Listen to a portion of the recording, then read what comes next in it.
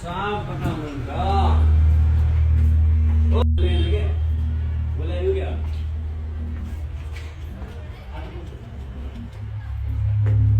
बोले आ गया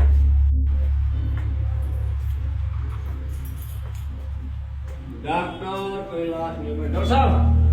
ये हुन्छ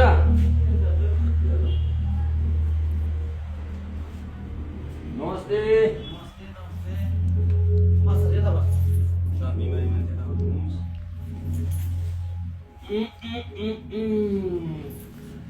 यो पाइल्स त्यसपछि फिसर फिस्टुला के चाहिँ राम्रो हुन्छ भनेर चाहिँ हामी आम सुनेर त्यसको बाँच्नु लक्षण के हो त्यसको यो बिमारी हो मेरो भाइ अनि धेरै ग्रस्त बाजा बिचरा के हुन्छ कस्तो हुन्छ हजुर सब यथार्थ बताइनु पर्यो औषधि उपचार गरेर ठिक हुन्छ कि हुँदैन कति दिन लाग्छ के लाग्छ होइन अब त्यही भएर अनि कति बाबु यस्तो भएको पाइल्सको मुख्य लक्षण त्यो त तपाईँलाई पनि थाहा होला नि त यो कस्तो हुन्छ भन्दाखेरि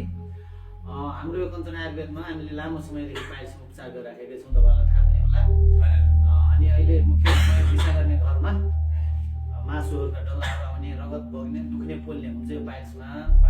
अनि एउटा फिसर भन्ने हुन्छ अर्को फिसरमा कस्तो हुन्छ भने दुख्ने खालको पीडा हुन्छ लेडले चिरेको जस्तो पीडा हुन्छ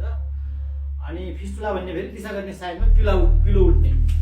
मुख्य रूपमा गाउँले भाषामा यही नै भनिन्छ हामीले यहाँ छ्यासूत्र विधिबाट सफलताका साथ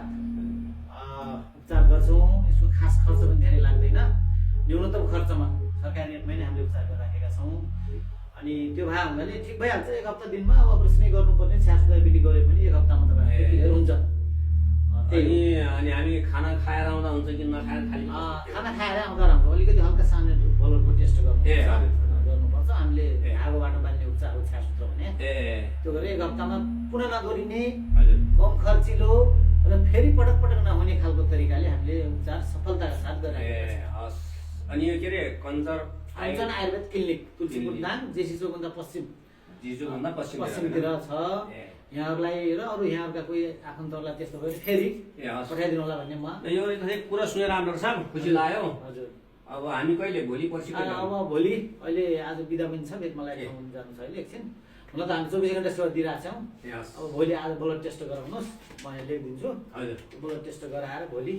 आएर त्यसपछि फेरि गरौँला है हुन्छ ल त्यो ब्लड टेस्ट गराउनु अनि बिहान है त धेरै धन्यवाद यति राम्रो औषधि उपचार यहीँ तुलसीपुरले चाहिँ हामी दुनियाँ ठाउँ डुलिरहेको छौँ घुमिरहेको छौँ बेकारमा ल ल